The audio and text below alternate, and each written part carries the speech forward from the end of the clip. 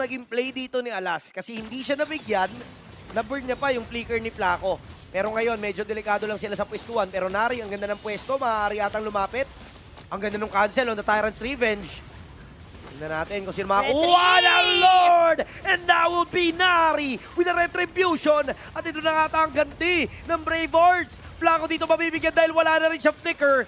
Crossbow of Tang would be effective and Cinderella. Isang yakap lang maramdaman mo na agad ang init at damage coming in from the MN. Pero si Flaco talon-talon ng umarangkada. Pero si Zyvon naging yung overtime. Pero ang ganda ng ginagawa ni Alas doon. Napakagandang huli noon para mapatumba si Sinpool pero magwawala na nga dito ang 1-1. May yakap na gagawin kaso nga lang hindi na rin ito magagamit ng Martial Mayhem.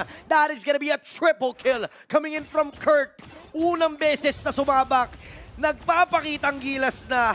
And si Cinderella na lang ang natitira habang may minion waves pa na kasama ang Brave Hearts. At na ang Fate Colleges sa tapusin to. At mukhang magtatagumpay sila. Dahil dito sa minions sa kanilang kasama. And another